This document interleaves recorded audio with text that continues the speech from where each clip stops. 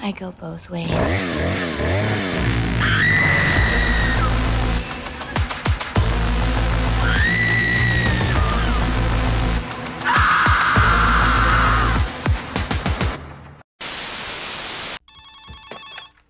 Hello? Hello? Who is this? You tell me your name, I'll tell you mine. I don't think so. What's that noise? Popcorn. You making popcorn? Well, I'm getting ready to watch a video. Really? What? Oh, just some scary movie. You like scary movies? Uh-huh. You never told me your name. Why do you want to know my name? I want to know who I'm looking at. Someone is playing a deadly game. It all began with a scream over 911. Someone who's seen one too many scary movies. Now, he's taken his love of fear Hello? Hello, Sydney. one step too far. Do you like scary movies? What's the point? They're all the same. Some stupid killer stalking some big-breasted girl who can't act, who's always running up the stairs when she should be going out the front door. It's insulting. There are certain rules that one must abide by in order to successfully survive a scary movie. Number one, you can never have sex. Hey, it's me. Never, ever, ever, under any circumstances say, I'll be right back. Because you won't be back. Get another beer, you want one? Yeah, sure. I'll be right back. He didn't make the rules. The police are always off track. If they watch prom night, they'd save time. He just kills by them. Don't answer the phone. Don't open the door. Don't try to hide.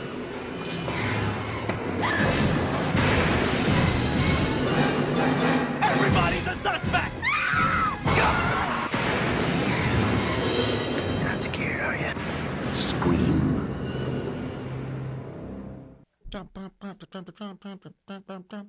Wait, so where'd you hide the body? Oh, I boofed it. Oh my god. Oh, hi. I didn't know we were recording. That's so funny. Hi, welcome to episode Horribly 10. unplanned plans. I know. I haven't been thinking about doing that the whole bike ride over here. Yeah, hi everybody. Well, Well, car hit him. don't say that. You know why? Because cars hit people on No, bikes. because first of all, this isn't even like this is like a little crooked. Whatever. This seems uncentered, but I feel like we look like we're in it. It looks like we're hello. I'll just do this. Yeah, move it over. Fix it. This is freaking me out. Yeah, because I'm in the center.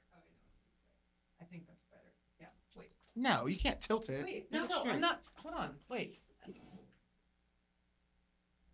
Too much? I don't know. Something's off. Oh, fuck. You know what? It's late. We're both a little grouchy today. I'm cranky this week, guys. I am so tired. We're recording this on a Tuesday night at like, what time is it? Like 9/11. The best time in the world. Yeah. For some reason on my TikTok feed keeps showing me 9/11 videos, and I don't know why. It's my entire everything feed. Yeah.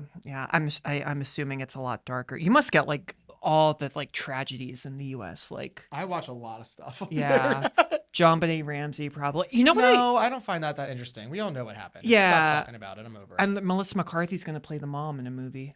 You know what? I wish she would go back to comedy and stop being annoying. Yeah, not I don't really being on like. TV I don't and like when movies. actors. I don't like when funny actors do drama. It's like Well, okay, she's just such a gem. That She I just feel is. like she's really holding out on us. she is. Yeah, Pissing me off, Melissa McCarthy. it's a little uncomfortable that you feel the need to Wanna travel take with both my legs and trophies. jackknife you. This is what happens when you corner a rat. I'll chew through you. Yeah, so we're both a little like on one. I'm also grouchy because I forgot to take my edible before I left, and I worked out, and then I ate sausage pasta, and then I got on my bike, and now I'm sweaty and I'm very parched. So you might see me, drink a lot of water here. So, or drop it. Yeah, this is episode 10, you guys. This is the season 1 finale. The longest season of my life. It has been a long season. How the fucking fuck is it August already? I don't know, but I hate it. Actually, I really would like it to be September and stay there for like 3 months. Wake me up. I like a high 70 with a low like 60. Yeah, it's That's what I like, and that's what I'm sticking to. I cannot believe it feels like we've been doing. It's been a long first season. It's been a long first season. I'm not going to blame you, but you've had a lot going on. I would say it's your fault mostly. Why is it my fault? I can't get into it on camera. You're so full of shit. It's not my fucking fault at all. I literally I won't blame you, but like for like weeks and weeks, I was constantly telling you like, okay, when can we start? Okay, when can we start? I didn't travel to like another country. I went to a country for 1 week. And then like he goes to his parents' house all the time. No, I don't. When do I go to my parents' house all the time? The dog's there. Oh, Frankie. I know. There's a whole lot of things. I know, but it's kind of gnarly He's always that eating really bad leftovers. I do eat leftovers all the time. Yeah. Well, it's just I eat the same thing every day, so I really can't talk. Pizza? No, I wish. Oh, okay. Well, you can't eat pizza now because you're getting fit I can again. eat pizza. I just have to. It counts as my macros, so I gotta count it. See however much it is. It counts your macros? I have to count it in my macros. Oh, macros. Yeah, I can eat whatever I want. It's just that it's easier to eat the same thing every day. I see.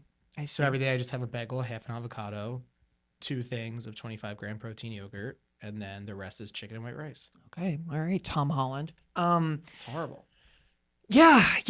Okay. Yeah. Sorry. No, we are excited. I'm sorry. Yeah, we are very. I don't know what I'm excited for. No, I know. I already know how there's like a twig or a leaf or whatever that is. It's a clump of hair. Oh, sorry. Yeah, no. Okay. We are going to get into this. I promise. This is the end of season 1. Season 1 slasher. Yeah, it's been really fun, you guys. This was so we're coming back obviously, but like this was a very still hasn't turned on the light. I knew that shit was coming. I was going to do it before I left and I forgot. Fuck you. My phone never locks. Okay, we did this already. Go watch Child's Play, the episode we did. Anyway, it's been really, really fun. We love it. We are going to announce the next season at the end of this episode, but don't pay attention to me. I'm just rubbing my eye. Tweaking out over it. Okay, cool. Well, anyway, we're going to begin the episode now. Guys, it's episode 10, which I've said like 50 times already. 100 times. It's episode 10. So for episode 10, we are reviewing Scream, the original. Well, there's no remake. I always say the original. It's a habit. Okay, well, we know how you feel about the movie now. Spoiler alert, Jesus. Yeah, Scream from 1996. It's currently available to stream on Netflix, Tubi, and Paramount Plus. It's like new on Netflix too, as of the recording. It is new on Netflix. Netflix. New Netflix. It's new on the. I might have a small concussion, guys. I fucked up my head. Yeah. Bouncing on the road on a city bike. Yeah, I know. You told me. Very sad. In the synopsis, I'm sorry. In the small town of Woodsboro, California, a masked killer known as Ghostface begins murdering high school students, and a group of friends must use their knowledge of horror movies to unmask the killer. It premiered in the no yawning. Okay. It premiered in the U.S. on December 20th, 1996, a Christmas holiday horror movie. Interesting. It was made for an estimated $14 million and grossed a little over $173 million at the worldwide box office. The movie actually got 4th place opening weekend, which isn't great, but word of mouth really kept the movie going up. What beat it? I don't know. I'd have to check. 1996. How would you not put that in the facts there? All these facts. And you only have I the do. cool one? Hold on, I got to move this too. I can't turn left. I will check that for you. Okay. Yes, it got 4th place. And it kind of stayed in the same spot at the box office for a little bit. It was a big gamble at the time because obviously you don't see many horror movies released during the holiday season. Yeah, you look it up. That's better. Yeah. But yeah, this kind of was just like a word of mouth huge hit. The movie currently has a 78% critic score in Rotten Tomatoes and 80% audience score. It was shot in 60 days. There are 6 sequels that follow this, which we will obviously review. Danny Boom, what did you find out? Hold on, I got to read this because this could be wrong. Beavis and Butthead Do America? Apparently beat it. And Jerry Maguire. Oh, I can see Jerry Maguire. Beavis and Butthead Do America did 7 million more than Jerry Maguire. Yeah. 101 Dalmatians. Yeah, and then see that. One Fine Day was right after Scream. I love One Fine Day. I don't know what that is. George Clooney and Michelle Pfeiffer. I do love Michelle Pfeiffer. Rom-com. I don't like rom-coms that much. Unless it's Just Friends, which is a fantastic film. Forgiveness is more than saying sorry. Yeah. When did you first remember seeing this, and what is your rating? Scream, not Just Friends. I remember I had a friend in my neighborhood growing up, and her dad had like the first, I guess it was like 3 Scream movies at the time. maybe just 2. I don't remember how young I was, but I remember seeing them, and she was allowed to watch them, but I wasn't, because like it's R-rated movie, and I was like 6 or 7. 6, 7. Oh God. And I hate so that I remember like I knew like about like the face, like the mask or whatever, but I didn't really see it until like probably like my teenage years. Somewhere around there. I don't really actually know the exact time. Or I don't really know if I've even seen it in full till I was like an adult. Really? Like, I might have seen it in like pieces. Yeah, yeah. Like I think I saw like all the first Increments 3 and Scream stuff, movies yeah. in like pieces, and just thought they were all just kind of like Scream. You saw it in bits and pieces. Yeah. Mm-hmm. That was meant to be like a euphemism for like, I got that. body yeah. parts. Yeah, okay. Yeah, I think that everybody understood. Oh, and then what's your rating? I give this movie a 3 out of 5 Oh, that's not stars. bad. Yeah, but my yeah. problem lies with the fan base of this film. We'll get talking about the fan base. I know. Overstatement of what this movie is. I will say it did gross a lot of money, and it did. Somebody said somebody's so fucking annoying. His name rhymes with pain, and I on the off chance that he does watch this episode, I want him to know it's him. He made one good point, and it was that it was like a rather dead genre at the time. Yeah, we love him, but I know it's a rather dead genre at the time. Yeah, but and it like really brought back like a heavy revival. But I just don't. I think it's a good movie. It's watchable. Mm-hmm. That's what I put. That's what I put the film as, and I think that everybody gives it so much more credit than it deserves. It's not my favorite horror movie, shockingly, but I love Scream. I love the franchise. Now, okay, well, hold on. When's the first time you saw it, and what's your fucking rating? 4 out of 5. Oh, 4 out of 5. Okay, yes, I love Scream. The first movie especially, it's my favorite. And Scream 2 I love. Scream 3, I don't know. Scream 2 is the best one. Yeah, Scream 2 is awesome. Scream 3 is second place due to Parker Posey. Parker Posey is hilarious. Courtney Cox, is that her? Courtney Cox? Who the fuck plays Gail? Courtney Cox. That's what I said. You looked at me like I was fucking nuts. But I thought you already knew that Courtney Cox. I was just like, I you was acted second-guessing just then that you didn't know who Courtney Cox was. That's yeah, but why you I looked was at me like then you were like Courtney Cox. I looked what at are we you. talking about her for? I looked at you because my reaction was, don't you know who Courtney Cox it is? Anyways, but her hairstyle was also the hair. the second best character Scream in that 3. movie. I cannot wait to talk about. I love it. I really, really love the Scream franchise. Have the sequels gotten out of control? Absolutely. Are people like annoying I still haven't about seen it? 7. Don't even see Scream 7. Spoiler alert, I hated Scream 7. But it's a very famous franchise. I love the first movie for several reasons. First of all, I first remember seeing this because years and years and years ago, I was watching like a mid to late 90s. Well, obviously late 90s because this was 1996 it came out. But it was a biography about Drew Barrymore. And it was one of those like... Oh, I love Drew Barrymore. I love Drew Barrymore too, yeah. It was one of those like e-bios that you can probably still watch on like YouTube because people recorded them on VHS. Probably on streaming somewhere. Yeah. And I love 90s like TV bios because they're just so 90s and like dated and it's so fun. But anyway, yeah, I remember like being so shocked because it was like, cute little Drew Barrymore, like Floaty from E.T. or what's her name? Gertie? I don't think it's Floaty. I'll tell you that. I don't remember the name. Gertie, sorry. From E.T. scared the shit out of me as a kid. It was just so E.T. ominous and like me, not like a fun movie to watch. E.T. scary just when Elliot first finds him in the the whole movie is very creepy and like for like that to be a kids movie was an insane. Gets a little dark. The whole movie's dark. When Elliot almost dies. There's no light in that movie. It's all scary. I hate when the mom takes Elliot away from the bathroom and then E.T.'s like pale on the ground and he just goes. I can't even. Oh my god, that's giving me chills thinking about it. Also, why is the light out in there? E.T. Actually, it's never out. Who's that? Hello? I don't know. No, weird. That's kind of eerie, actually. Yeah. E.T. comes in here. Superstition. I'm gonna pump that little fucker. You made me lose track. Oh yeah, Drew Barrymore. Okay, blah blah blah blah blah. In the whole bio, they were like, yeah, like she's cute and like she always did like really cute movies. And then she did Poison Ivy, and then she did Scream. Poison Ivy? Yeah, Poison Ivy. The fuck is that? Oh, it's like a little like erotic movie from the early 90s. Never heard of I've such a seen it, thing. and the woman from Roseanne's in it, Sarah. Roseanne's in it? No. It's a Rosotic film with Roseanne? Sign me Oh up. God, no. Sarah something from Roseanne. that I don't actress. know. I've never watched Okay. Roseanne. I never had any type of nor taste have for I either. trash. Same. Yeah, but I remember seeing a clip from Scream in the bio, and then I was like, "Oh my God, Dad, I want to see it." And he was like, "No, you're too young, son." And then I waited until I was in like 8th grade, and it was on. I think it was on Stars, and I just watched it on TV because I didn't have any friends in 8th grade. Still doesn't have any friends in adult grade. You're all weak. I know. I knew that was coming. At the second that came out of my mouth, I was like, Danny Boom's gonna be a dickwad. I'm gonna fucking kill you. Yeah. So I did watch it when I was in like 8th grade, and I loved it. And then I convinced my parents to let me rent it at Blockbuster. Scream 1, and then Scream 2, and then Scream 3. Blah blah blah blah blah. Then I saw Scream 4 in theaters twice. Blah blah blah blah blah. I love Scream. The first movie especially. It's a very fun, wild movie.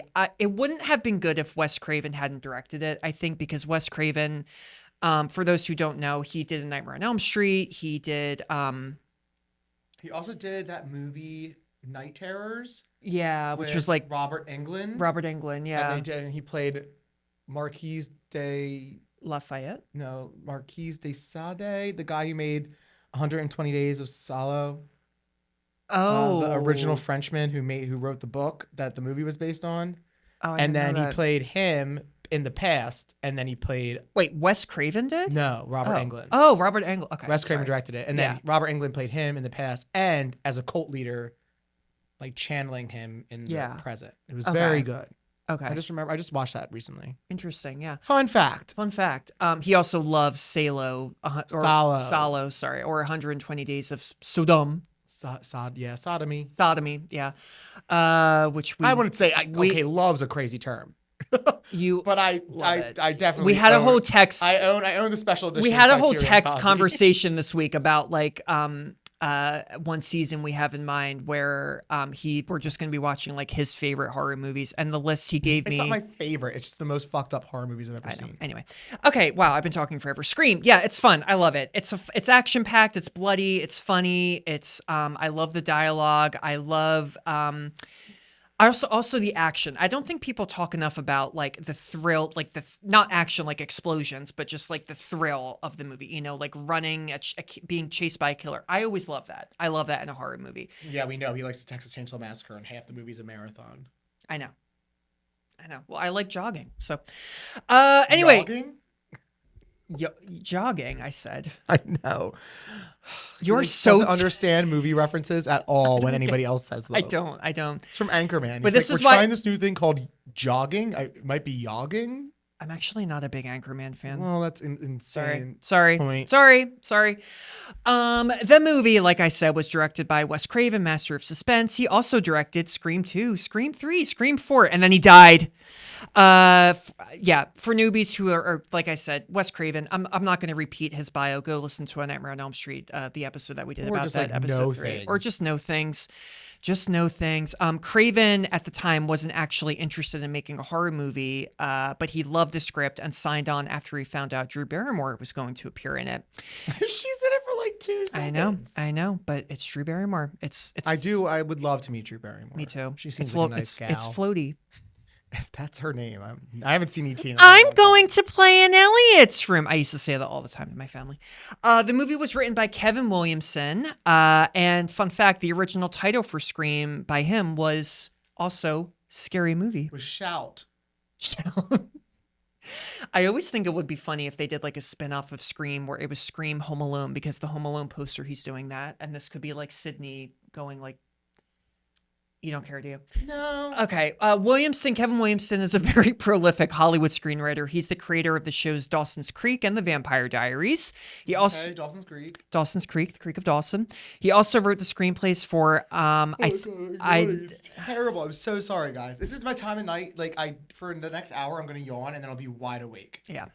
It's super annoying. 10:30 comes around, I'm like, let's play video games. Oh boy. Williamson also wrote the screenplays for I Know What You Did Last Summer, The Faculty. Big stinker. Faculty's fun. The COVID slasher movie, Sick. Amazing slasher movie that we're totally going to review. and Scream 2, Scream 4, and Scream 7. He also directed Scream 7, the first and only one he has directed in the series so far. Also, he wrote and directed that movie, Teaching Mrs. Tingle. Do you remember that? Don't know what that is. Oh, Helen Mirren and Katie Holmes are in it, and Barry I love Watson. Helen Mirren. It's not good, but I just always remember that poster because it's like Katie Holmes like holding a big red apple like that, and then Barry Watson's like, yeah.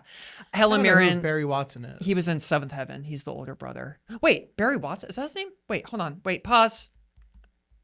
Oh, so he'll look this up. It is. Hold on. I kind of used to I have don't it. know who Barry Watson is. Oh, it is Barry Watson. Yeah. It's Barry Watson. Okay, I was right. You're wrong. I'm right. Cool. I didn't know any of them. I remember Barry Watson. Yeah, a lot from Seventh Heaven. Yeah, and also Teaching Mrs. Tingle. I love Helen Mirren. She's like my woman crush. Helen Mirren's the tits. but I Except don't she's American in the movie. I hate when Brits do American accents.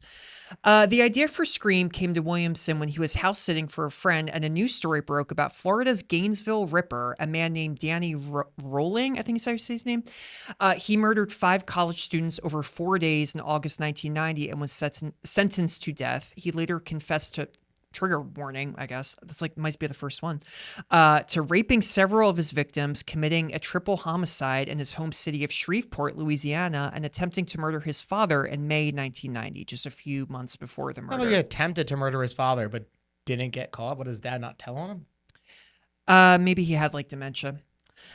Scream stars David Arquette as Dewey. David Arquette is an actor, producer, and retired professional wrestler and the brother of Rosanna, Patricia, and Alexis Arquette. Big family. He started off in the Fox series adaptation of The Outsiders in 1990 and the show Parenthood, followed by a small role in the Buffy the Vampire Slayer movie. I know. Do you remember that movie? I do. I rented it by accident thinking it was a TV show when I was younger. Yeah. No spoilers, but he does start in Scream 2, Scream 3, Scream 4, and Scream. Isn't he also in Eight-Legged Freaks? Eight-Legged Freaks he's in too. Yeah. Great yeah, movie. Yeah, he's in it. His other films include Never Been Kissed, Hamlet 2, and The Adventures of Shark Boy and Lava Girl in 3D. Oh, I love that movie too. Yeah. Little Taylor Lautner. The Dream Song, is that what that is? I've actually never seen it. Okay, well, no. there So it I is. love Spy Kids. Well, you like it because it's like Spy Kids universe, right? Well, Isn't it? I mean, Yeah. it is. Yeah. But I love Spy Kids, and I love know. Shark Boy and Lava Girl. Shark Boy and Lava Girl is way stupider. Yeah. Nev Campbell plays Sydney as Scream Queen. Is Sydney, Nev the Campbell? TV's leaking. The TV's leaking. Except she actually doesn't really scream in the Scream movies. That's like a weird thing. Yeah, she just goes, oh! Yeah, she goes, oh! She has been in all the Scream movies except Scream 6. Because they wouldn't pay her. They wouldn't pay her enough money. She is very famous for her roles in the 90s, including a regular on Party of Five and the movies The Craft and Wild Things. Ooh, both good movies. Both good movies, great movies, hot movies, the latter more so. You can now watch her on The Lincoln Lawyer, and she was in an episode of Are You Afraid of the Dark, which I'll never forget. I love that show. Yeah, she was in that. We have to review that show too. It's on TV somewhere. It's on. I think it's on Paramount Plus. Courtney Cox. Have you heard of her? Nope. She plays Gail, Monica from Friends. I mean, I get her and Demi Moore confused a lot. Demi. Oh God, no. They know they look nothing like. Yes, they do. No, Courtney Cox has also never been nude. I know. Never been nude. It's got not a qualification. For I know. looking at That's somebody. just. I know. I'm just being pervy. I mean, need I explain who Courtney Cox is? It's Monica. You can also see her in Ace Ventura: Pet Detective, and in the Bruce Springsteen music video for "Dancing in the Dark." That's like how she got very famous, sort of. She has been in every Scream movie, like the only one who's been in everyone. She doesn't care what they pay her. Yeah. Matthew Lillard is Stu. He has a very familiar face. You may best recognize him as Shaggy from the 2 Scooby-Doo movies from the 2000s. I love those movies. He's also big in She's All That, 13 Ghosts, The Descendants, Twin Peaks: The Return. I wrote The Descendants twice. That was a typo. Oops. Five Nights at Freddy's, and one of my personal favorites, Summer Catch. Okay, well, he's an idiot. He put Summer Catch in there and didn't put SLC Punk, which he should be shot for. What's SLT Punk? SLC Punk? How on earth? SLC. SLC Punk. How have you never? Oh seen wait, that movie? yeah. He's got like the blue hair in this. Oh yeah, my God. yeah. He put in whatever the fuck Summer Crest. Summer Catch is him and Freddie Prinze Jr. and Jessica Biel, and it's a baseball summer movie. And I used to own it on that DVD. sounds horrible. And then my parents sold it at a yard sale. No, They you'll knew it love was it. bad. No, my dad loved it because my Jessica Biel was like my one of my first I love crushes Jessica in Biel. Texas Chainsaw. That white shirt, oh my god. Yes, Rose McGowan plays Ugh. Tatum. McGowan is more of an activist now than an actor. She actually doesn't really act like it all now. She doesn't, but she was huge in the 90s for her roles in Charmed, The Doom Generation, and Jawbreaker. Oh, she was in the Doom Generation. That's she was. crazy. Yeah. But I most remember her in Grindhouse. She kills it in that movie, / those Carrie. movies. Yeah. Grindhouse, 2 movies, amazing. It made like no money, but go see it. So good. Don't watch them separately. Watch all of Grindhouse all at You once. have to buy it. Like You have to buy it on Blu-ray. Yeah. Skeet Ulrich is Billy, and he reminds me so much of Johnny Depp. No spoilers, but he also does star in Scream 5, but it's called Scream, and Scream 6. His first feature roles were as an extra in Weekend at Bernie's and Thug in Teenage Mutant Ninja Turtles. His other films include The Craft, As Good as It Gets, and the shows Jericho and Riverdale. I hated Riverdale. Jamie Kennedy, aka Jennifer Love Hewitt's ex, is Randy. Oh my god! You know, I always forget that that's Jamie Kennedy because I it never know. looks like him because his hair is so short. I know. Yeah, he's kind of weird, He but he's from Upper Darby. He was funny in Malibu's Most Wanted. Oh yeah. I remember that. Traffic, looking for my chapstick. Yo. Jamie reprises his role in Scream 2 and Scream 3. On TV, Kennedy used to host the WB sketch comedy series, The Jamie Kennedy Experience. His other films include Three Kings, Romeo plus Juliet, Bowfinger, love Bowfinger, Enemy of the State, As Good as It Gets, a lot of As Good as It Gets, Boiler Room, and Max Keeble's Big Move. I love Max Keeble's Big Move. Love Max Keeble's Big Move, the food fight, and that's so good. Yeah. And he was in Son of the Mask, but let's pretend that movie Let's doesn't pretend the exist. mask didn't exist at all. Oh, I love The Mask. I don't like Jim Not Carrey. the sequel. Oh, yeah, you've told me that before. Yeah, he's kind of creepy. And last but not least, we have a very small unknown actor playing Casey. It's Drew Barrymore. Just, you know. Who the fuck is even Casey? I know. It's my sarcasm. Yeah. Yeah. When this came out, Barrymore was already like a mega celebrity. Like, duh. She was a child quit actor. drugs by now. I think she had quit Yeah. quitting drugs, but Yeah, she quitting. quit I drugs when almost she was just a said quitting. teenager. Yeah, she was a child actress who leaped into fame after starring in E.T. the Extraterrestrial, followed by roles in Firestarter, Poison Ivy. You gotta watch it now. Poison Ivy. You gotta watch it. You probably won't like it, actually. It's not like it's really campy. Wayne's World 2, Batman Forever, and Boys on the Side. I love Batman Forever. Yeah. I mean, need I explain Drew Barrymore? It's Drew Barrymore. Dylan from Charlie's Angels, Josie from Never Been Kissed. I'm obsessed. I also, lastly, again, sorry, want to give a shout out to voice actor Roger L. Jackson, who voices Ghostface in every movie. So, big cast. Except for the next one, because he's dead. I made that up. He's not dead. I don't think he's dead. Sorry. I would have known that, yeah. Anyway, okay, the movie. We open at night in the town of Woodsboro, California, which does not exist. Casey Becker is home alone. Casey, her wig is actually modeled after Michelle Pfeiffer's wig in Scarface. I didn't even know she was wearing a wig. Yeah. Oh, actually, it is a wig. It is a wig. I'm sorry. I misread what I said. What I read, I mean. So she answers her phone. She asks who he's trying to reach. He's being weird, so she assumes he dialed the wrong number, and she just politely hangs up. So both Drew Barrymore and Neve Campbell actually did not meet Roger L. Jackson before shooting commenced, but they were talking to him on the phone for real in those scenes. So Wes Craven did that because he thought it would elicit better acting from the leads. Because he's a genius. I don't know if that would make a difference. It would. Yes, it would. You already read the script. You know it's a creepy man who's not a man. Yeah, but I don't know. I guess it like adds to the realism. But okay, all right. Soon after, he calls again, making flirtatious comments. Like, what's on my ears? There's that little square on I know, the it's screen. the square. Like, why does it look like you I'm guys wearing can't see it, earmuffs? but this video camera is very old, and you're it's like- you're very like luminous in today's episode. I hate it. The lighting it's your, here is no. fucking It's your abysmal. t-shirt. It's your Charlie XCX t-shirt. Yeah. Bumping that. And your arms and those sexy tattoos. Okay, anyway. All right, this dude calls her again, and he's like, "Hey, like, who are you?" So at first, Casey plays along. He was like, "Hey, man, Casey." But soon the man starts making threatening and sadistic comments, beginning with, "I want to know who I'm looking at," and that's when you get that ominous, like, slow close up, and you see the fear go across Drew Barrymore's face, and she goes, "What did you say?"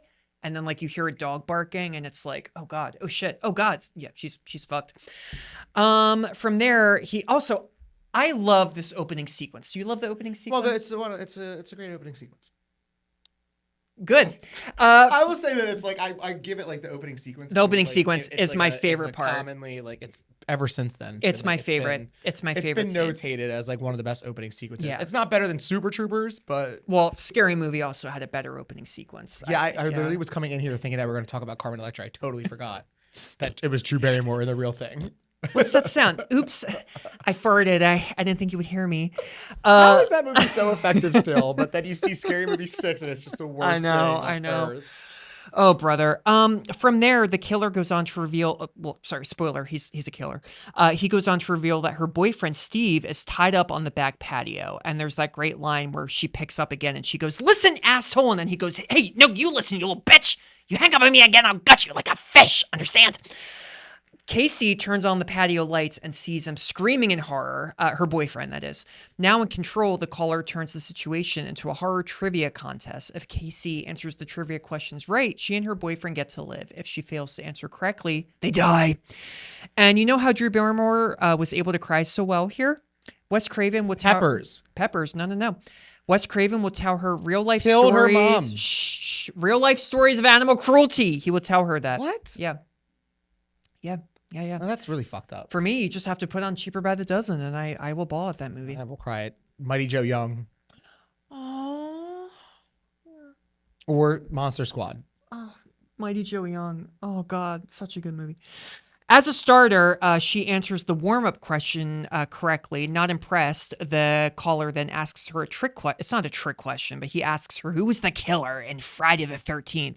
Casey quickly answers... Well, also, he wasn't really that specific in this because, like, Friday the 13th is a franchise and a singular movie. Yeah, all right, so true. I want to be a little bit He fair should have maybe here. said the movie Friday the 13th. He said the original Friday the 13th. But Casey's like, I know it. And she goes, Jason, it was Jason. I've seen that movie 20 goddamn times. And he's like, then you should know Mrs. Voorhees was the killer. Jason didn't appear until the sequel. I need to stop. I'm sorry. Yeah, it's a horrible voice. I'm on one right now. A shocked Casey. I'm sorry. So Jason didn't become the killer until the sequel. So the killer is now like, well, sorry, you got it wrong. Steve has to die now. And you hear like a, ugh! And then Casey goes and turns the patio lights on and finds that Steve has been dismembered. Disemboweled. Sorry. I was going to say dismembered is a little bit. Disemboweled. A little bit much. I have dyslexia. I don't think that works. I know. I'm kidding. I don't have that. That scene also, they had to trim that shot of him being, disemboweled because it got the movie in NC-17, actually. I know, which is kind of crazy from the 90s. And you can probably find like the extended cut. It's like 5 extra drips of blood. That's it. It's really not graphic, but stupid. Ratings are dumb. They are dumb. Some of my favorite movies are NC-17 or X. The caller promises Casey another round, but Casey instead refuses to play along any longer. Suddenly, a chair smashes the patio door windows. Casey runs into the kitchen and grabs a kitchen knife. We get that classic horror sound of the knife. Good knife sound. Yeah. Good.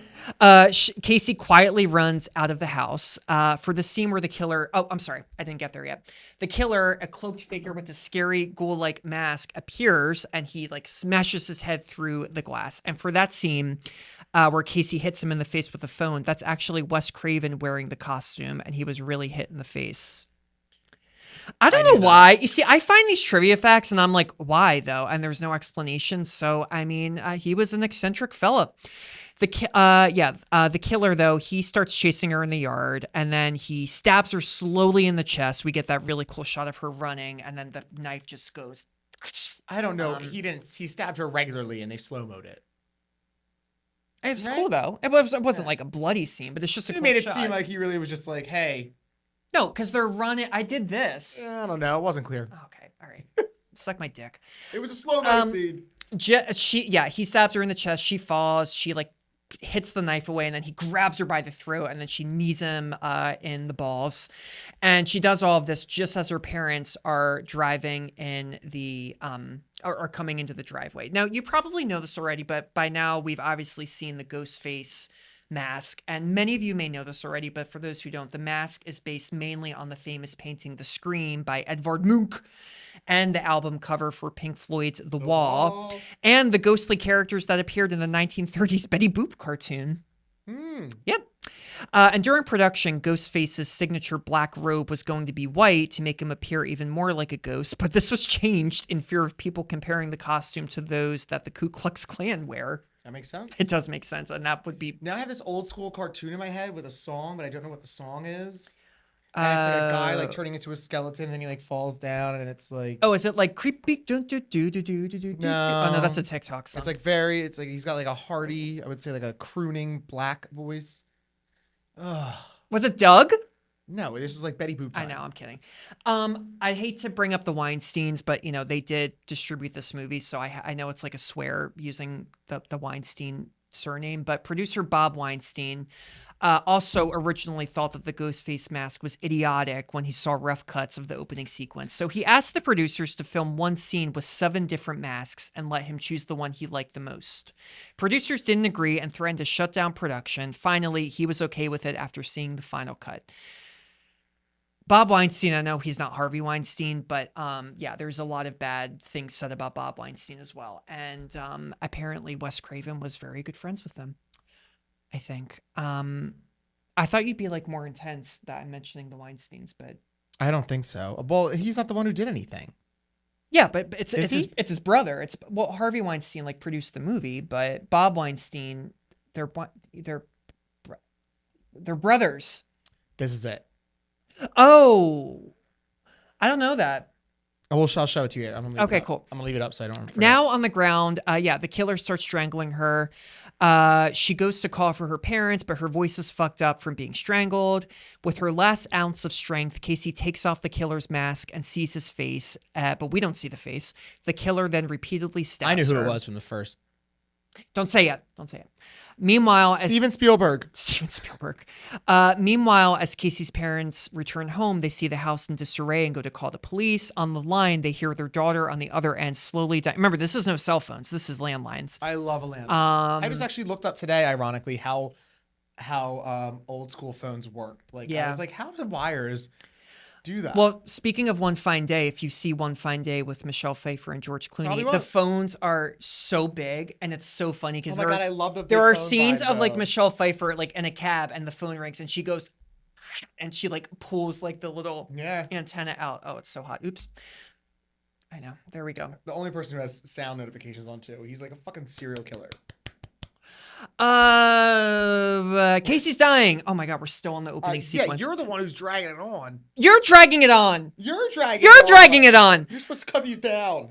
This was more cut down. That's crazy. Okay. There was more? Yes. Instructing his wife to go to the neighbor's house, Casey's father is guided outside by her frantic screaming. And they go outside and they see a gutted Casey hanging from a tree in the back garden. Drew Barrymore was also originally cast as Sydney, but then she insisted that if she played Casey, a victim in just the opening scene alone, it would make the audience think anything could happen. This is all very similar to Janet Leigh's death in Psycho. Yeah. Meow. All right, pussy. The following day, the news media descend on the town and a police investigation commences. Meanwhile, Sydney, Nev Campbell, is struggling with the impending 1-year anniversary of her mother's rape and murder by Cotton Weary.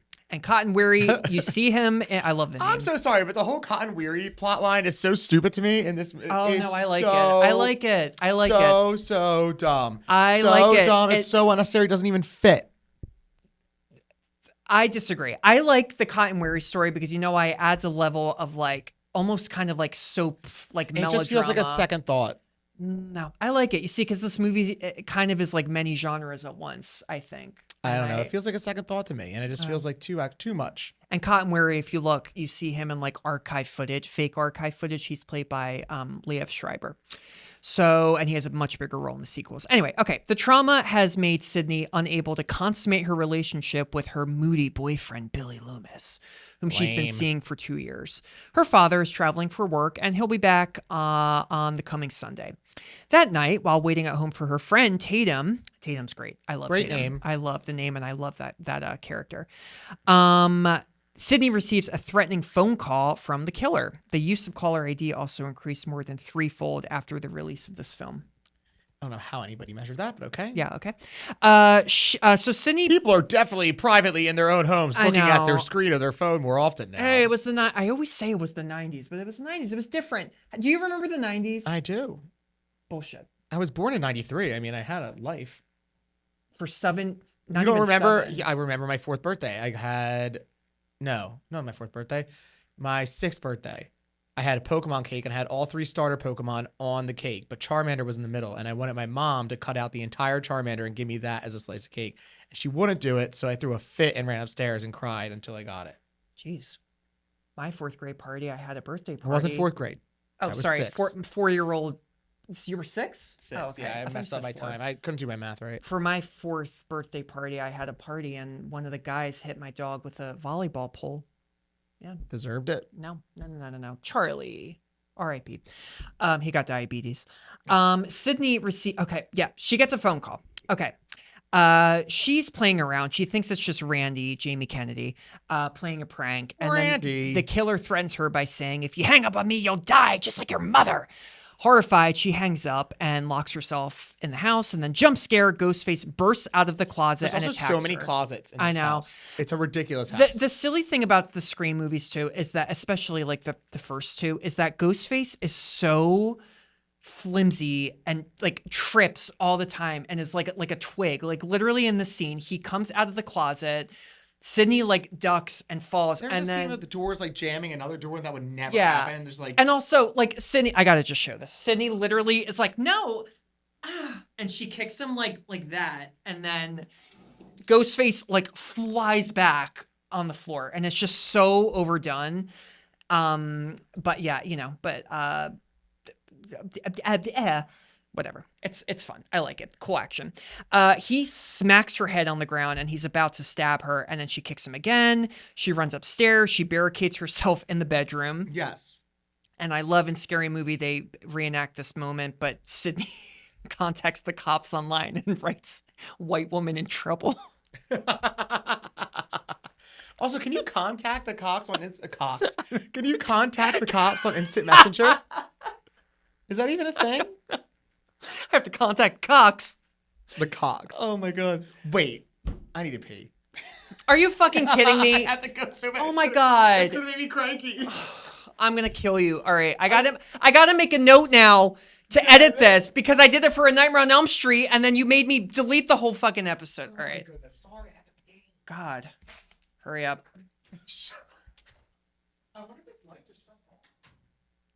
Ghostface is gonna kill him now. Oh, I got a Hinge notification. Matt and Madeline, we think you guys should meet up. Matt. Did you wash your hands? What? Did you wash your hands? No, I pooped on them. All right. We're back. He's back. He did not wash a potty. He had a potty. He had to go. We know. I've only been waiting for like 20 minutes. I'm just kidding. Like Hitler just tried to attack Sydney. She is in her room. She just called the cops. Tried to call the cops. And then the killer's gone, and then she hears like a big noise at her window, and it's Billy, and he's like, I heard screaming, are you okay? And she's like, the killer's in the house, he's here.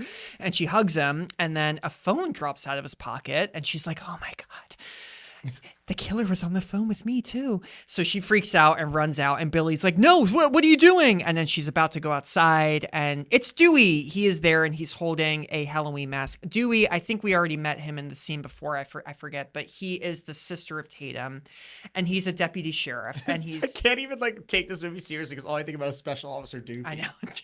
Special Officer Doofy. Getting out of it. It's just like every time. Poor David Arquette. Didn't he die? David Arquette or Doofy? David Arquette. Oh, he didn't die. Are you sure? No, he Sorry, I'm just laughing at Scary Movie. I was thinking that. Kenny, get the camera ready. Here, hold my gum. Ow! I just hit my elbow. God. Fuck. I thought that was fake. Oh my God. All right, Dewey's there. She's safe. Is David Arquette dead? Why do I think that? Is David Arquette dead? No, he's 54 years old. I know, he's young. He's a youth. Yeah, his sister died. I think she went by female. I think it was Patricia Arquette? No, Alexis Arquette. Yeah, Alexis Arquette died on September 11th. Geez, September 11th, 2016. Oh my God, I love She that she contracted HIV in 1987 and continued working in film and television. She died from Yeah. HIV? Oh, well, actually, wait, hold on. That is not her. No. She was placed in a medically induced Oh. No, she in later life she suffered from ill health as a result of being HIV positive. Wait, that's her, that picture? Yeah. That looks like a guy. I think Is Alexis Arquette trans? I believe so. Alexis Arquette, I just remember from The Wedding Singer. I don't remember. They played George in The Wedding Singer. Remember? No, Give me don't time. think I've ever seen The Wedding Singer. I don't like Adam Sandler. Oh my God. You don't like anybody. I like good people. Bastard. Okay, Billy is arrested and Tatum takes Sydney to her house. Reporter Gail Weathers is covering the story. Gail Hailstorm. Gail Hailstorm, and Sydney hits her when she comes to her for questioning outside the police station. Now, I read that Elizabeth Berkley auditioned for the role of Gail. I don't know who that is. Showgirls. Berkeley, but she was immediately turned down this was really sad actually. She was immediately turned down due to the backlash she received for starring in Showgirls. What backlash? Because she was fed to the wolves in that movie when it came out because the movie is very bad. It's great, but it was very bad when it came out. Bad? Why? Are you thinking of the right movie? I don't know what you're thinking of. Showgirls, Paul Verhoeven, Showgirls. Like it wasn't a good movie, is that what you're saying? It's one of the most famous bad movies of all time. I know, but like the critics hated it when it came know, out. It didn't make a lot. It made a lot for an NC-17 movie, but no, Showgirls. She got shit on for that movie, which is sad. It was just it's a lot of misogyny. It was all that. It's because she was just naked and my friend is texting me about pubic razors. I don't know why. Okay, sorry, I just got a text. Yeah, Brooke Shields was also nearly cast as Gail Weathers after Janine Garofalo turned the role down. Who the fuck is Janine Garofalo? Janine Garofalo, the famous comedian. Yeah, Mystery Men. Who was she in Mystery Men? The bowler in Mystery Men. That's a girl? Yes. Wait. She's a comedian? Yes, Janine Garofalo. That name is crazy. Yeah, It Janine sounds like a Garofalo. Pokemon. Garofalo. I know, it's good. You called a wild Garofalo. So okay. Here's why Sydney's mad at Gail. Gail is writing a book. Gail is writing a book about Sydney's mother's convicted killer, Cotton Weary, and Gail had written the book claiming that Maureen, Sydney's mom, had multiple extramarital affairs, Which she did, including one with Cotton, whom Gail believes was falsely accused of Maureen's homicide. Her mom was a smut. Smut. Yeah, smut slut. Gail believes that Cotton was wrongly convicted of murder due to Sydney's testimony. Isn't it crazy that Gail was actually like this top-notch reporter the entire time? I love Gail. I do love Gail in these movies. Badass. She believes that Sydney saw someone leaving the house with Cotton's blood-soaked jacket, which was later planted in Cotton's car, implicating him. Cotton does admit to having sex with Sydney's mother on the night of her murder, but he denies murdering her. Sydney sticks to her story. So yeah, a lot of backstory there. It is very important though. Yeah. Billy is really... Or clunky if you're... I like it. I like it. I like this like extra backstory. I don't know. It feels the same way you did when you described it. Okay, here's why she's mad at this reporter. It sounds bad the way I described it because that's I'm how very... it comes off in the movie. No, bullshit. I'm bad at explaining things. That's why it comes off bad. In the movie, it's very... It's good. I think it's good. I think it really works in this movie. I think it adds to the multiple like genre kind of feel of this whole movie. So anyway, Billy is released the next day when the previous night Sydney receives another threatening phone call while Billy was in jail. So it's like, all right, so I guess Billy didn't call her. Wink, wink. Suspicion has shifted to Sydney's father now, and he's not there. Remember, he's out for the weekend. Selling cocaine. Yes, in Scary Movie. Never heard of you. And don't forget to flush your stash. I think he's on like a business trip. Yeah, but what does he do? He's traveling for work. Yeah. No, he's not. Okay. Yeah, he's a prostitute. No, I'm just kidding. He's a gigolo. Okay, yes. Okay. The police can't locate him though. So where's the dad? Following his release, Billy encounters Sydney at school and further upsets her by comparing his. This is my favorite scene. I don't know what your This is favorite where she scene runs is. away? Yeah. Oh, yeah. But Okay. he compares his absent mother to Sydney's mother's death, which is like kind of shitty. He just wants to get laid, I think. Yeah, he's a dude. Sydney goes to the bathroom, hurt by his comments, and then This is where she runs away, right? to the bathroom. Yeah, this Yeah, is the and scene in that Scary Anna Faris Movie. makes fun of. Yeah, Because she does that run. what is it? She's gone, but she's not coming back. It's been over a year. but Ginger was such an important part of the Spice Girls. Basically, we're just reviewing I know. Scary Movie. I knew this would happen. We're on one. It's I'm a better sorry. movie. It is better. Scary Movie is better. I'm sorry. So Sydney's in the potty. She's hiding. She's upset. 2 other hot students come in and start talking nasty trash about Sydney and her mother. One of the students, the cheerleader, is actually Skeet Ulrich's girlfriend at the time. Her name is Skeet Ulrich. Skeeter. They leave. Sydney hears noises coming from a stall. It's Ghostface. He was in the bathroom already. He leaps out, and Sydney manages to escape unharmed. I don't like this scene. I admit, I don't like the bathroom scene. It doesn't make any sense. And when you find out who the killers are at the end, it's like Double makes no sense. you go back and you're like, how did the one killer get in the bathroom? Okay. Anyway.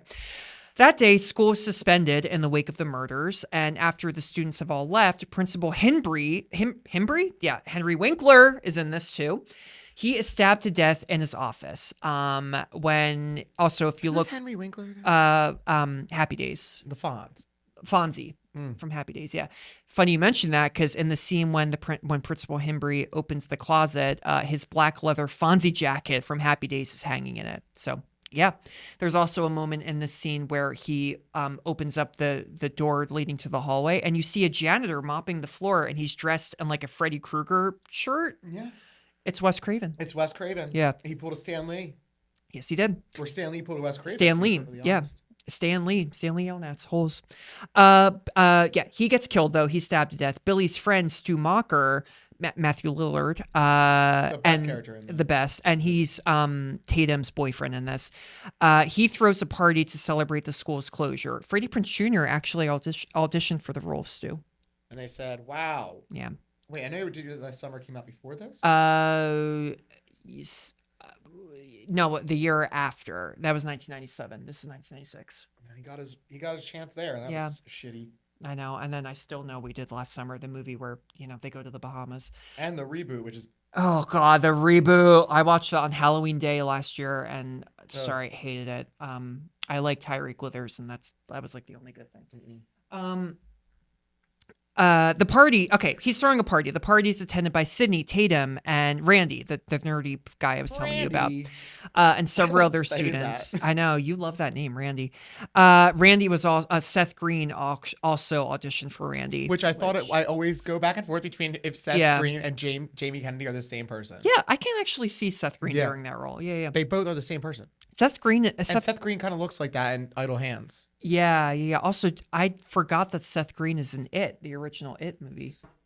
Yeah, he's one of the kids in It. Is he? Yep. Yeah. Google it. Gail attends uninvited to cover the situation. She expects the killer to strike. Dewey also looks out for the murderer there too. He meets her outside her news van and they flirt a little bit. There's a little bit of, Dewey invites her inside with him. She goes to the TV and secretly places a little video recorder camera below it. Tatum goes into this scene.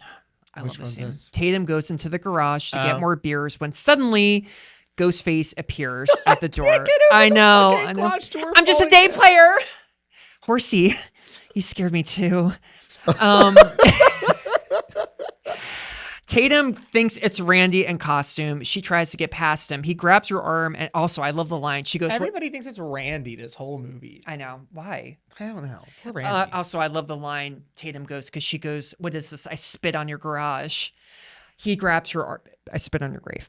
The movie. Love that movie. Remakes are way better. Well, 1, 2, and 3. I think 4 is good.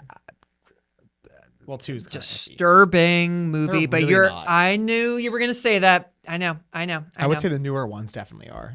There's a scene in I Spit on Your Grave, the remake, where Damien from Mean Girls is a rapist, and he gets his eyelids You've seen the hooked remake? back. Of course, I've seen the remake. Surprise. And the sequel.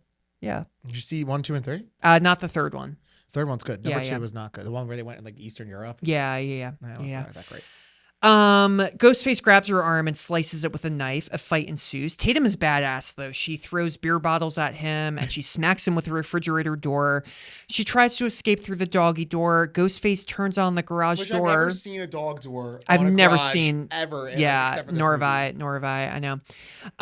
But he turns on the garage door, raising her with it. Her face gets crushed by the top frame. And if you listen closely, right before she gets killed, you actually hear Tatum go, "Mom!" Maybe. Sad. No, she does. She does. I just watched this too, but it's so forgettable. Yeah. I love, not yet to what you said. I just mean, I was just, responding. I love this death. This death is ridiculous and awesome. Sick and death. so funny and kind of like just disturbing, but like in like a campy way. I love it. I don't know if that's that disturbing. Again, your face crushed by a door. It's actually really not bloody too. It's not a bloody scene. It's not in the way that you would. And I love the close up of Tatum's face getting crushed because clearly it's not Rose McGowan. It's like a little puppet, dummy.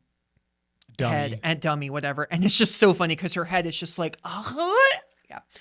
Kind of like in Home Alone 2 when the thing comes down the stairs and it crushes Marv and Harry and like their noses are like that. Remember that scene? I remember that scene. I don't know what you're talking about. The thing come down the stairs though. It's like a toolbox or something, a big tool thingy-majig. Billy arrives to speak to Sydney privately, and Sydney's finally like, "Okay, I think I want to have sex with you. I'm being." I really hate that this whole movie is also centered around Sydney's virginity. I know. I don't really care. I don't really care. Also, this sex scene, like, I don't really get it. Like, they have one. They have sex. It's not like a dirty scene or anything. It's not that. It's just kind of like, I don't know. Like, did we really need it? I don't think so. It's honestly how sex feels when you're a teenager, if I'm going to be honest. Yeah, and it's a very 90s sex scene, too, because, like, they're kissing and they're just like... Yeah, I just, like, it was very underwhelming. I know. The sex scene in Basic Instinct for the time, I guess, was really hot, but you watch it now, and the thrusting, they are literally just like... Yeah, I can't do it.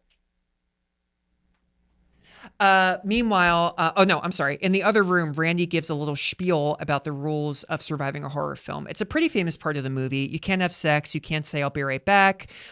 News breaks he gets a phone call, news breaks of Principal Himbry's murder. The majority of party goers, they're all drunk. They leave to go see his body because they're like, yeah, man, cool. Meanwhile, Gail and Dewey. Also another weird plot. Yeah. Right? Yeah, but Randy stays. Randy's like, because they're watching Halloween, the movie on TV, and he's like, he loves movies. So he's like, well, no, stay. That was me in high school. My friends, if they ever wanted to like leave my house to like go drink, I was like, you're not going. You're going to finish this movie with me or I'm going to kill you. That's how he has no friends. I know. It's how I lost a lot. It's how I lost a lot of friends too, especially from college. I was in a theater group in college, and a few months ago, I was friends with like 20 of them on Instagram. And then a few months ago at night, I was like, yeah, I wonder what they're all up to. Only 3 of them followed me. All 17 of them unfucking followed me. It's it's like the saddest thing I've ever heard. I know. It's really sad. It's so embarrassing. I know. Well, because one of them was very sick. Oh my And God. You killed one? All the comments on Instagram were like, "Get well soon," and I commented too, like, "Yeah, I'm so sorry, get well soon." And then a day later, I looked at the comments; they had liked every single one except mine. So it was like liked. He is hot. Liked, and I was like, "What?" And then I looked; they unfollowed me, and I was like, "All right, well, you know what?" This is the funniest thing ever. You are really just like, this is so embarrassing. You shouldn't tell the story. Oh, I don't care. I don't give a shit. You don't want to be friends with me? Well, say that when we're on Watch What Happens Live, because this podcast is so big. And where the fuck are you going to be? You're going to even know what Watch What Happens Live is. Andy Cohen. Watch What Happens Live on Bravo. Andy Cohen. Oh. Ooh. Negative Nancy. Negative fucking Nancy. Meanwhile, Gail and Dewey are having a little flirty walk up the street next to the woods. The partygoers drive towards them and nearly run them over. They share a kiss on the ground and then discover an abandoned car nearby. Great spot for a kiss. I know, seriously. Oh my God, it's Sydney's father's car. He's not in there though. After fucking, Sydney and Billy are then attacked by the killer. He seemingly murders Billy, stabbing him in the stomach. Sydney escapes the killer and seeks help from Kenny, Gail's cameraman, but he gets his throat slit by the killer. Pretty gnarly scene. Sydney again flees before the killer pokes her in the chest with his knife. Gail and Dewey, meanwhile, have sex again. No, I'm kidding. They return to the house. Gail discovers Kenny's body and starts driving off in the van. And I love it because Poor Kenny.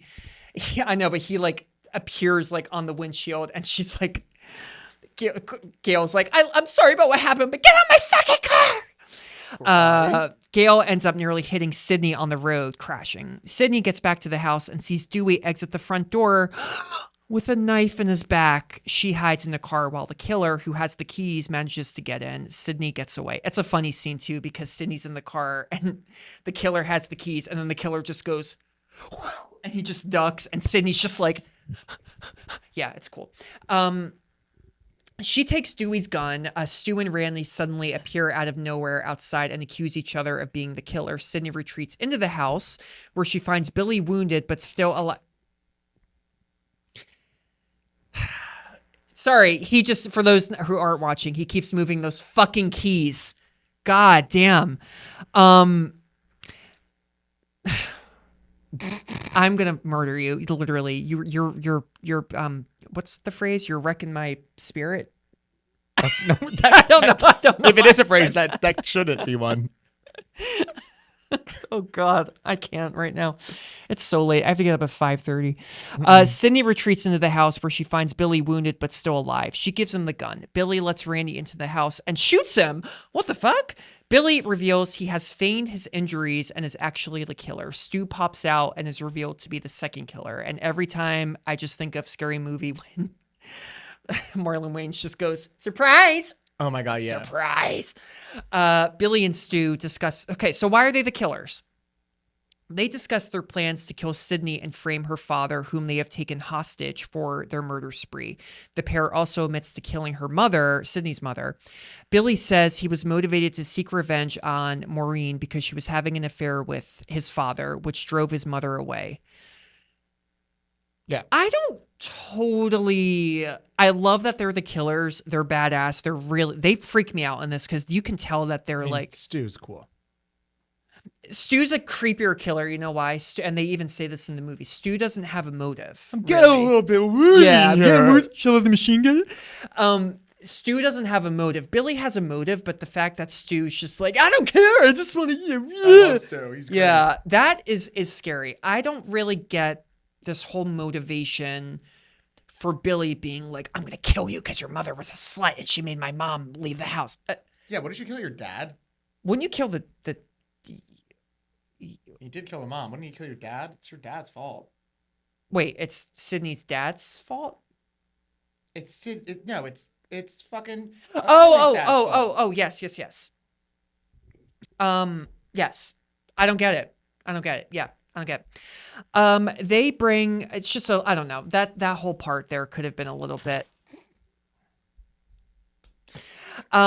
They bring Sydney's father out into the kitchen and drop him to the ground. He's tied up and in bad shape. They then proceed to stab each other to pick themselves as the last survivors. Also, this whole big finale, I love Scream. This whole finale could have been cut a little bit, I think.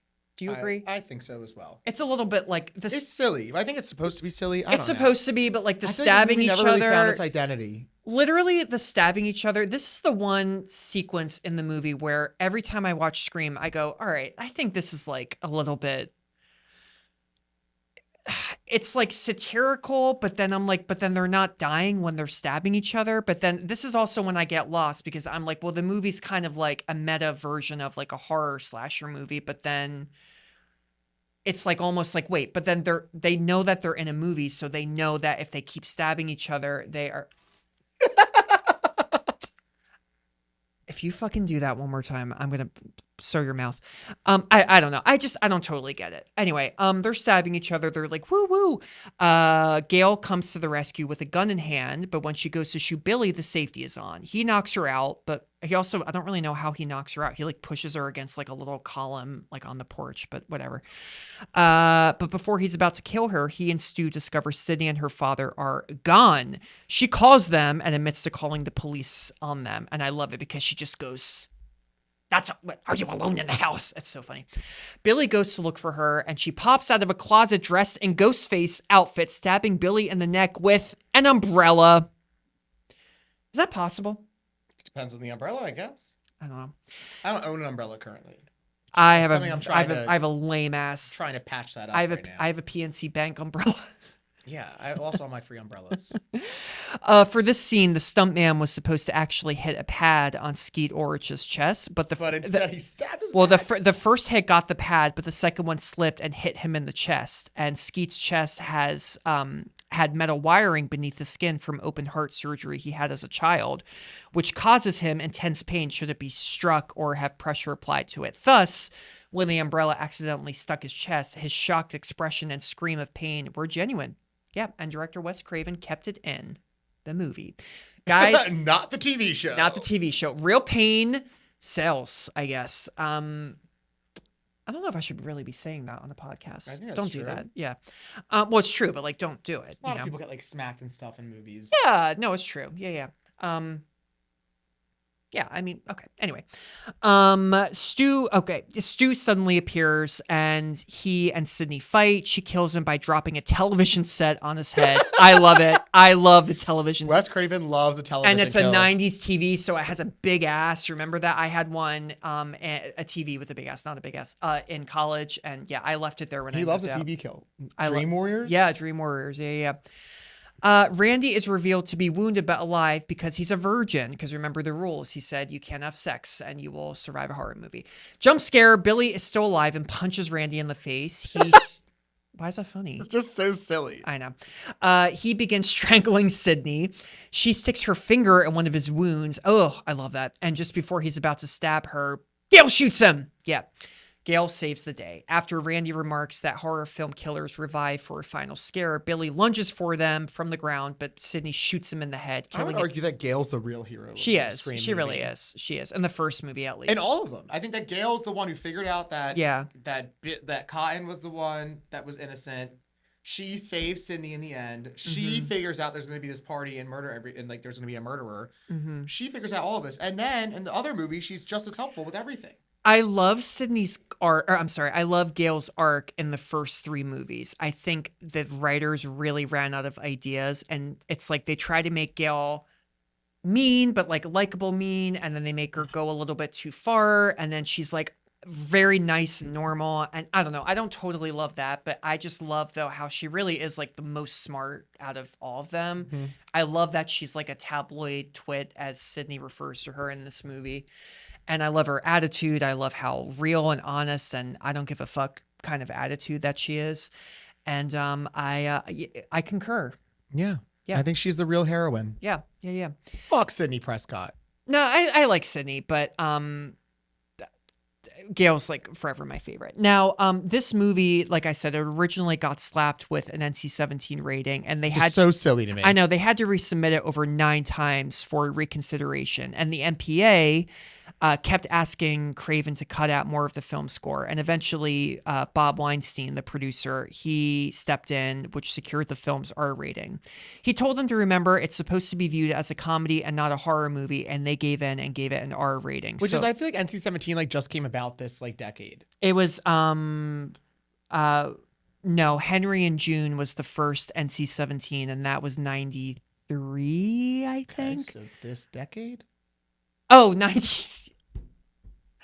I thought you meant like this decade. That's why I was like in this decade. I know. I know. Like I'm it was sorry. thrown around in the 90s, and then everybody just stopped caring about it. It just was either unrated, not rated, or R. If I had taken that gummy, I would have been more alive right now. Yes, you're right. It was. Yes. It used to be the X rating, and then it became NC-17. Mm-hmm. And then after that, you just came unrated or non-rated. It was Henry and June. It was Showgirls.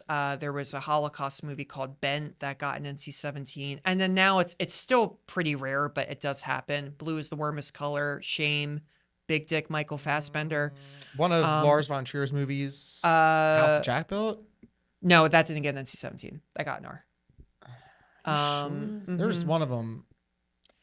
A million movies have gotten an NC-17, and then they have to go back and they get an R. A lot happened with Obsession most recently. Yes, it did. Yeah. Is that still in theaters? I don't think it's in theaters anymore. It's on streaming. It's You could rent streaming. it. I cannot wait to talk about that Or movie. you could stream it on Peacock, maybe. I think Obsession is so sexy. I want to watch the uncut version, and I know, we need can't- to. They haven't. They said they were going to release it. We have to do a live watch. We haven't done like a live watch still. I hate live watches. Ugh, Oh. kill me. You were so into it when we first talked about this podcast. Yeah, you were. I don't like reaction. I don't like watching other people's reactions. It's so stupid. All right. Billy is finally dead because he got shot in the head. Sydney's dad steps out into frame, still tied up. Sydney goes to rescue him. It's over. The madness, the carnage is over. A lot of bodies, though. In the next scene, dawn is breaking. We see Dewey being taken away by an ambulance. He's alive! Gail gets ready on camera and begins her news report about the night's events. The end. Fun fact, the special effects artist used about 50 gallons of fake blood in this movie, which I'm also kind of like... Doesn't seem like a lot to me. I really don't think Scream, the first movie, is that bloody. It also isn't a lot. Like 50 gallons It's of blood not. is like only 50 of those little gallons. That could fit. It's that would be most... like a third of this room. It's of gallon most drugs. bloody just in the end with like Sydney, like the Yeah, big but chase there's, with like- Sydney running there's, around. like, covered but in, it's like, also, syrup. it's not like it's violent. She's just covered. She's just cut. It's just makeup. You know, it's not like blood. It's not like Evil Dead blood. You know, it was raining blood in the I remake. don't. It was. Yeah. It was. So I just have to say my final point for this movie is that I enjoyed this movie. It's a 3 out of 5. I Mm-hmm. just think that Scream fans are insufferable and think that this is like God's horror gift to the Yeah. world, and I think it's absolutely fucking not that. I agree It for the is most too part. overhyped. It is too much. Is it a staple of the slasher genre? Sure, we are doing it on the show. It's obviously it is what it is, but it doesn't mean that it's like some groundbreaking. It just came at the right time and really helped revive the genre, which I'm happy about. But again, it's not. There's nothing in this that I would like. If I were to have seen it a lot, maybe. I think it's another thing too. I think it's just one of those movies when it came out, it must have been so exciting and different. Yeah, and there must have been like some sort of thing around it, but like to be a fan of it, it'd be my age, like to be like a hardcore like Psycho fan is stupid in my opinion. And also, this is kind of like a bit of a culty movie because remember, this got 4th place opening weekend. That's not Beavis good. and Butthead Do America. I know. So it's kind of like this really was a word of mouth. Speaking of obsession, it's movies like that. They get so popular. I mean, they do. Like, it's the. What am I trying to say? Basically, Obsession is similar because it's not like that got like 1st place at the box office, but it's made so much money since then. You know, because of word of mouth. It's all about WOM. WOM. Bidar. Danny Boom. Which character had bi energy? Billy, Stu, Tatum, Billy and Stu definitely. I think Tatum. And Tatum. I can see Tatum being a little She's a freak. I definitely think Billy and Stu have fucked. Mm-hmm. Absolutely, 100%. 100%. Yeah. Everybody knows that. That's also a known fact. Skeet Ulrich also plays a gay man in As Good as It Gets. I remember Oh my that. God, what is up with As Good as It Gets? As Good as It Gets. I feel like we talked about that movie. As Good as It Gets. As Good as It Gets. As Good as It I Gets. feel like we talked about it more than Rock, paper, scissors, shoot. I know.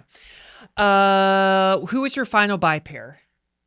Final bi pair. I kind of want to see Billy and Stu fuck. Do I? No, you don't get it. Which 2 characters of different genders were you crushing on? Oh, Billy. It's okay. Rose McGowan, I forget 100%. Rose McGowan and she's Billy. Billy's out of the picture if she's in the picture. Wait, do you mean Stu? You love Stu. I love Stu as a person. I don't want to. Oh, you think Billy's cuter? Yeah. But if Rose McGowan's in the picture, just nobody else is. I have eyes for nobody but her. Yeah. I love her.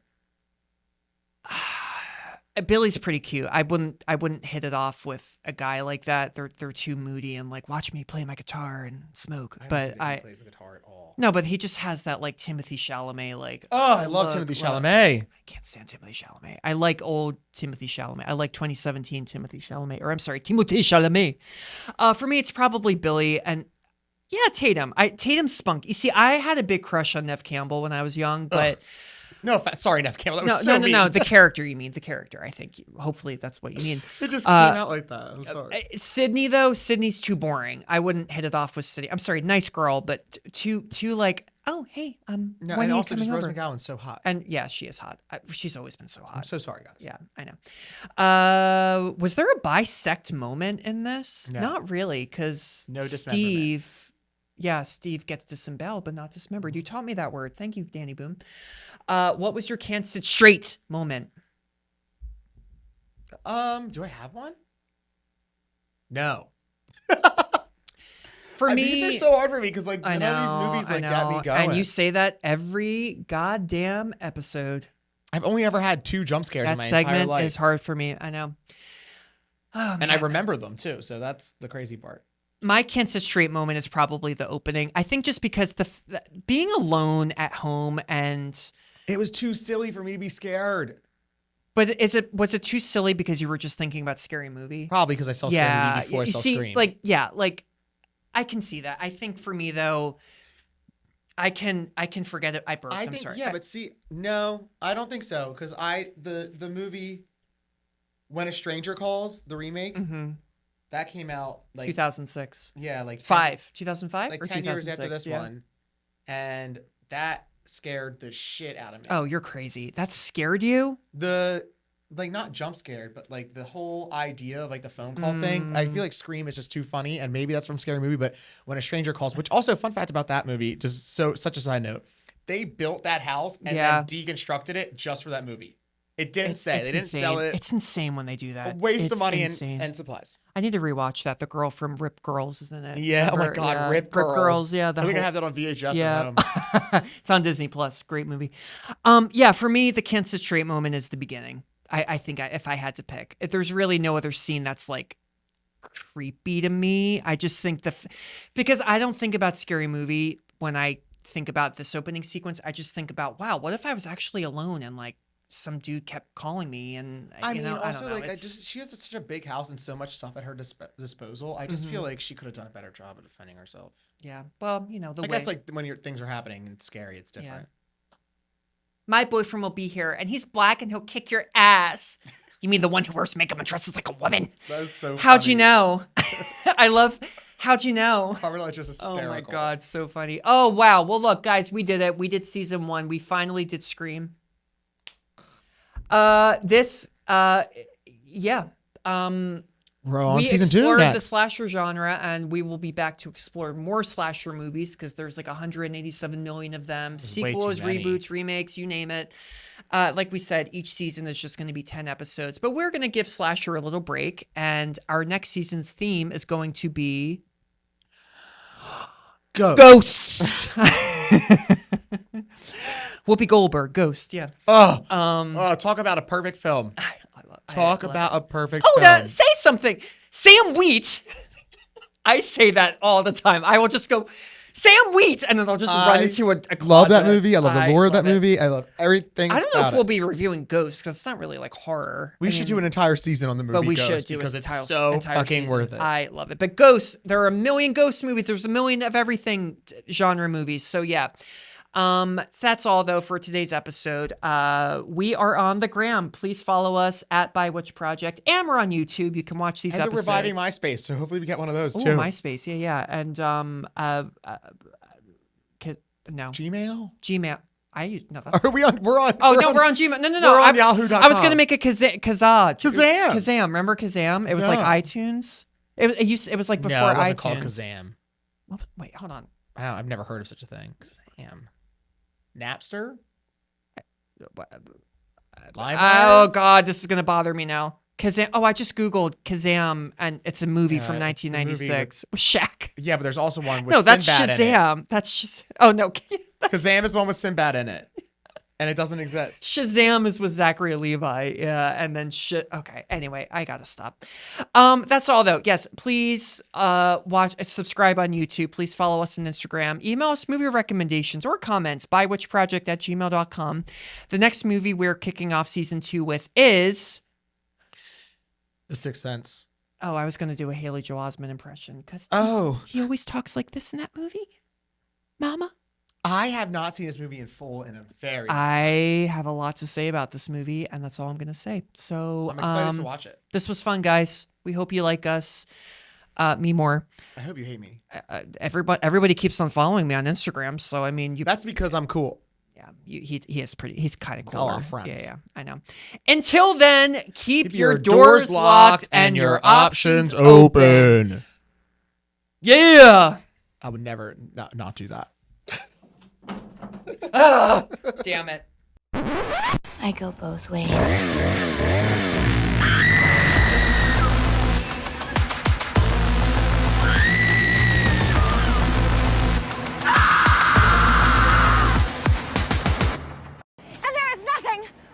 with my tits.